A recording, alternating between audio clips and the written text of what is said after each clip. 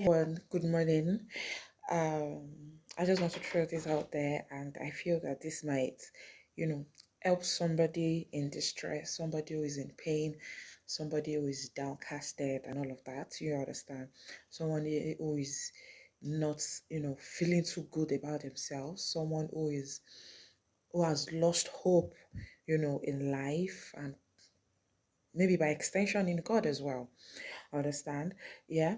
So, I just want to say this, that don't let your pain, don't let your affliction, storm, trials and tribulations, don't let it define you. Okay? God never promised us a life without trials and tribulations, without, storms and afflictions and all of that. But He did promise us a life of victory. He promised us a life of a successful life, right? And that is if you know the keys and the principles to apply to, getting that, to be, to get that victorious life, to live a victorious life and a fulfilled life. All right.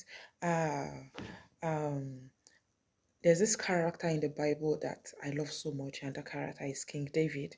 You understand? The greatest king of Israel. The Bible made us to understand that when David was passing through his storms, he lived in the wilderness, despite the fact that he had a family. He lived his life as a shepherd boy, you know. Throughout all his life, he was in the wilderness until the time that God elevated him and he became king over Israel. But before then, he lived his life in the wilderness. He probably lived a life as a fugitive and a vagabond. All right, and but we could see that despite the fact that he was in the wilderness, God was with him throughout. God was with him throughout. You know, the Bible made us to understand that, David, whenever David, despite the fact that, he had all those series, all those moments, and whenever he's downcasted, he speaks to his soul. Oh, why are you downcasted, oh my soul? You understand? He speaks to his soul. He encourages his soul.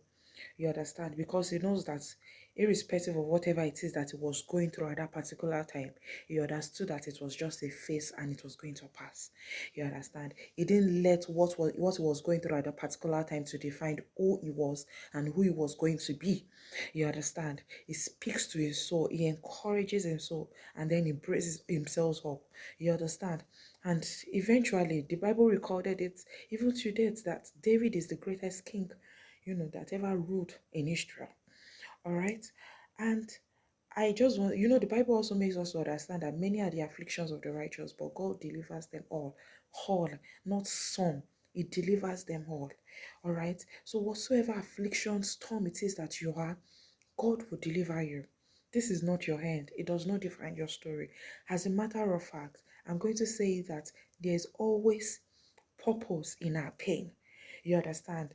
When Shadrach, Meshach, and Abednego were thrown into the fire did not consume them.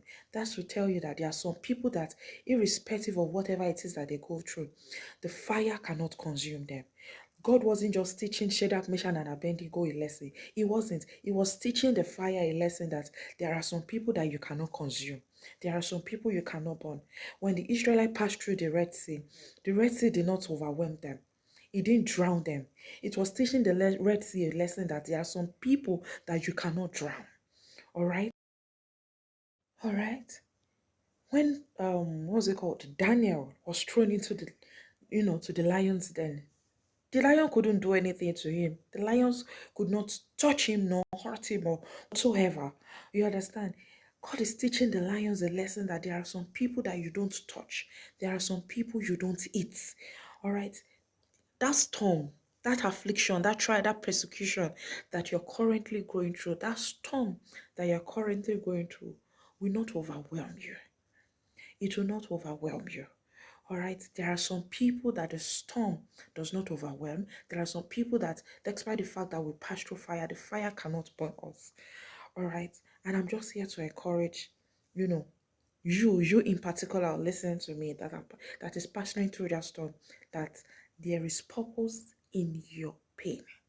There is purpose in your pain. Only if you know how to navigate yourself out of it. by the help of the Holy Ghost. All right. Thank you very much, and God bless you. I hope this has been able to help somebody. See you on the next one. Bye.